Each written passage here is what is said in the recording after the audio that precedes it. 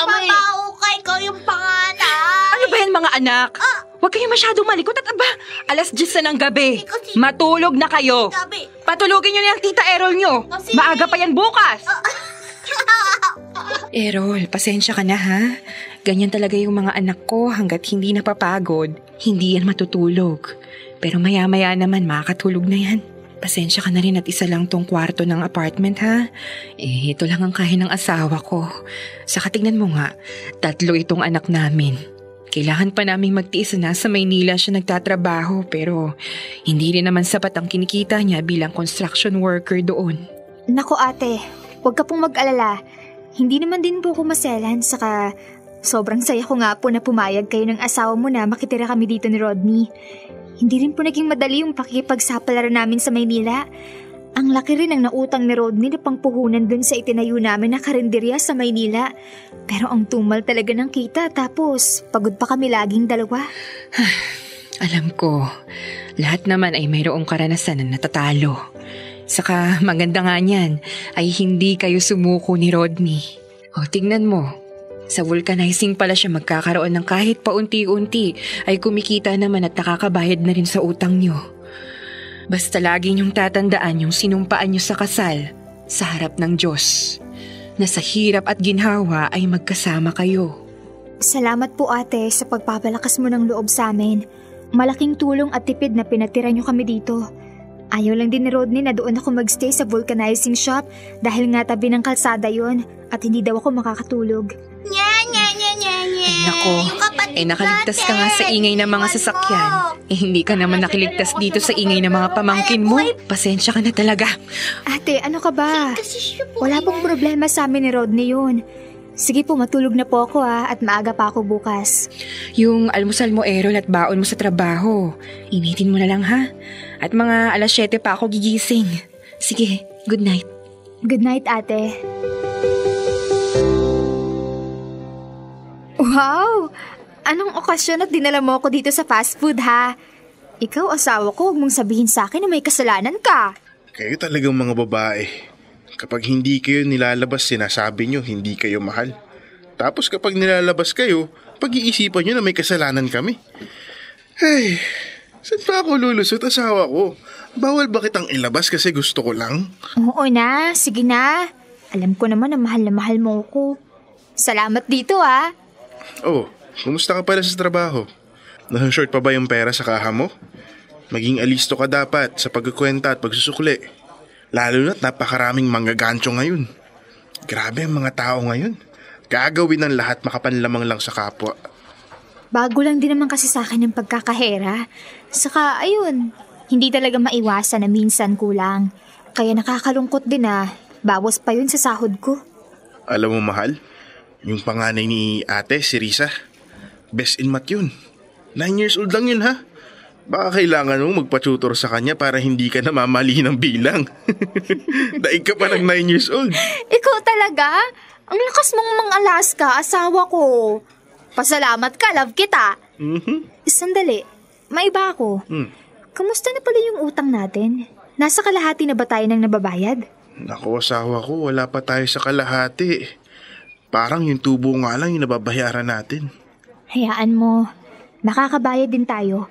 Ang swerte na lang natin nakakatipid tayo dahil nakatira tayo sa ate mo. Oo nga.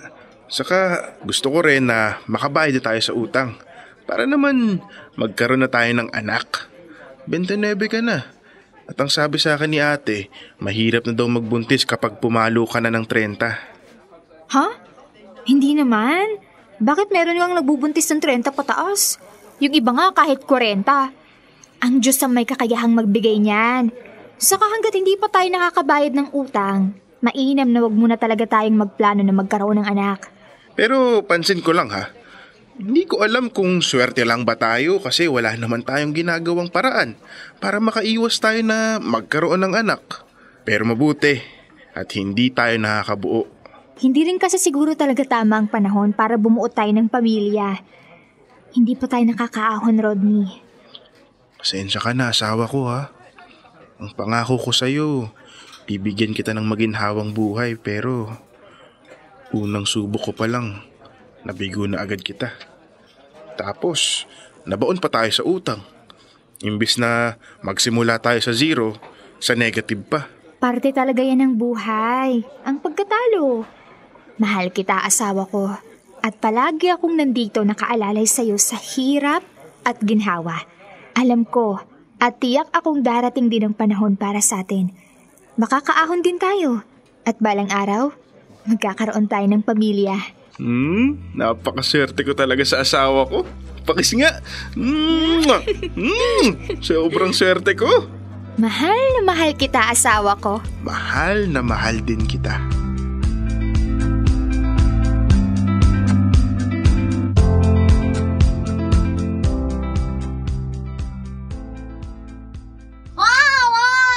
Atin yung kapatid natin. Ibato mo. Sumagot ka. Laro tayo. Ano na lawin natin? Ano, Errol? Kamusta? Anong sabi ng doktor? May PCOS daw po ako. Ang dami ring nakitang cyst sa ovaries ko kaya ang sabi, may posibilidad daw na baog ako. Ano ba? Hindi lahat ng may PCOS ay walang kakayahang magkaroon ng anak, ha? Huwag kang mawalan ng pag-asa, Errol. Opo, ate. Hindi po ako nawawalan ng pag-asa. At least ngayon, alam ko na po kung ano yung dahilan na minsan hindi ako dinadatnan at kung minsan naman, halos maubusan na ako ng dugo. Ikaw naman, Rodney. Huwag kang mawalan ng pag-asa. Ewan ko ba? Hindi pa nga kami tapos sa problema namin. Nadagdagan pa. At ano, mababa pa ang tsansa na magkaanak. Rodney, huwag mong taasan ang boses mo.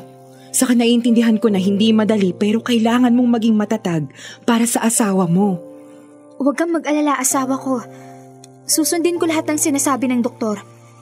Saka oo, hindi madali dahil maaari akong mag-overweight pero sisikapin ko pa rin na maging on-shape. Tiwala lang kaya natin to. Yung utang nga natin nangangalahati na mo. Konti na lang, makakabayad na tayo. Ayun na nga. Kung kailan kaunti na lang, saka pa nadagdagan ng problema. Errol, mahirap bang alagaan ang sarili, ha? Rodney, ano ba? Hindi niya kasalanan na nagkaroon siya ng PCOS. Ang kailangan ng asawa mo, suporta. Hindi yung ganyan. At bakit ikaw pang nagkaroon ng negatibong pag-iisip, ha? Baka nakakalimutan mo na nang magkamali ka at nabaon sa utang, hindi ka iniwan ni Errol. Ate, hayaan niyo po muna kami. Pwede po bang iwan niyo po muna kami ni Rodney? Siguro po, malungkot lang po siya. Kaya ganito siya ngayon. Pero naniniwala po ako na positive yan, di ba asawa ko?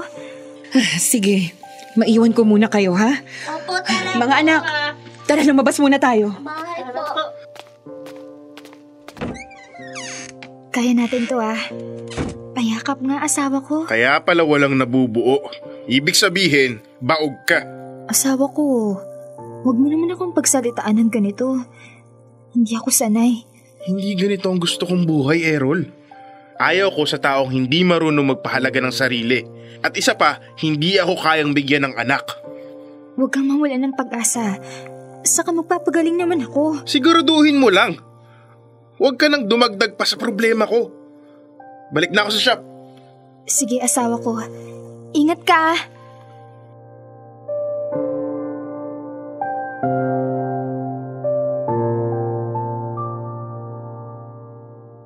Dear love, ang lalaking puno ng pag-asa at ang kasama kong nangako sa harap ng Diyos na sa hirap at ginawa ay magsasama. Unti-unti nang naglaho. Hindi na siya gaanong umuwi sa bahay. Kaya naman dinadalaw-dalaw ko siya sa vulcanizing shop. Pero hindi na rin bumalik ang pagmamahal niya sa akin. Unti-unti na siyang nanlamig. Unti-unti na siyang nagbago. Hanggang sa makalipas ang 8 buwan na pakikipaglaban ko sa aking sakit, ay dumating ang bagay na kailanman ay hindi ko inasahan.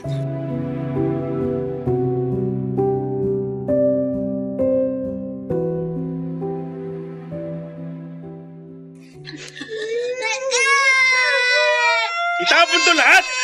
Walang kwenta! Itong mga gamit mo! Ilalabas ko kung ayaw mong umuwi! Rodney?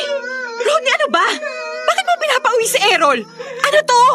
Asawa mo yan! Matagal na akong nakikipaghiwalay dyan! At matagal na akong nawala ng gana Pero ang kapal ng muka! Ayaw akong iwan! Rodney, ano ba?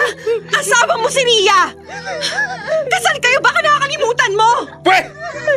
Anong silbi ng kasal kung hindi naman kaya magbigay ng pamilya niyan? Baog na nga, may sakit pa. Imbes na makaipon ako, aba, padagdag pa ng padagdag sa gastusin. Pabigat! Isa pa, magiging tatay na ako. Ano? May relasyon po sila ng kapatid ng kasosyo niya sa shop. Matagal mo nang alam to, Errol. Opo.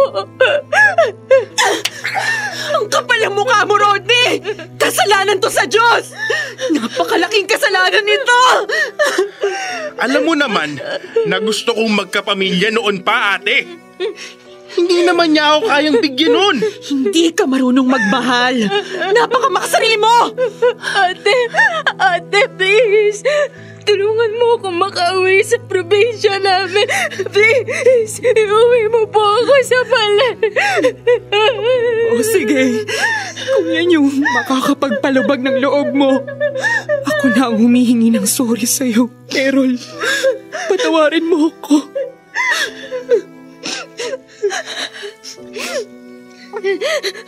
I'm sorry, mahal.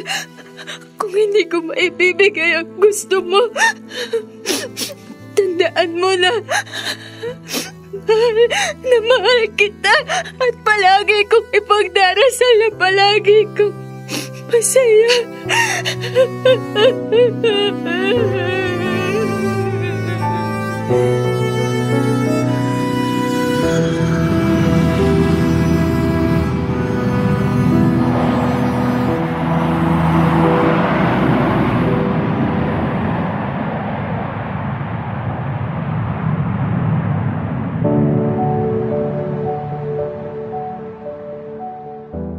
Anak, naku mabutit nakauwi ka na.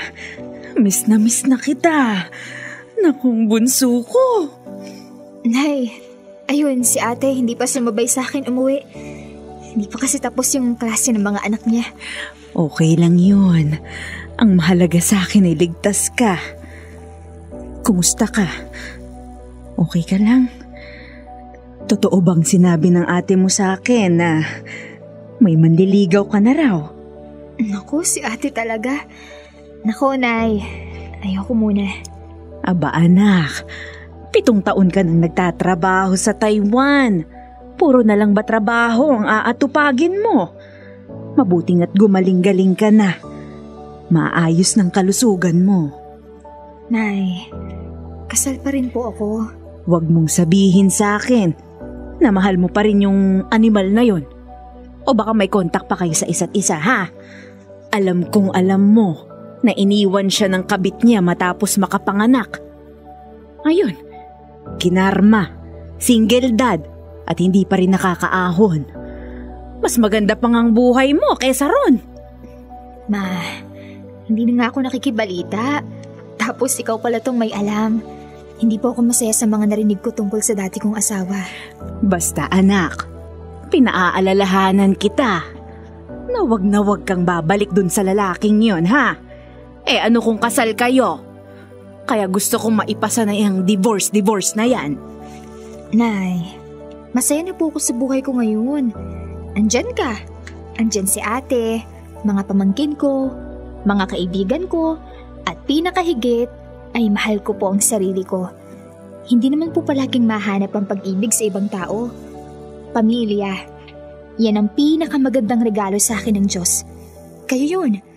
Kaya wag niyo pong isipin kung mag-isa lang ako kasi hindi po ako nag-iisa. Basta anak ha, kapag dumating ang araw na magkakaroon ng pagkakataon na may magpatibok uli ng puso mo, ay maging matapang ka at tanggapin mo sana ito. Ang nanay talaga. Pero ang pinakamagandang pag-ibig na natutunan ko ay ang pagmamahal ko sa aking sarili. Errol anak, halika nga rito. Payakap nga.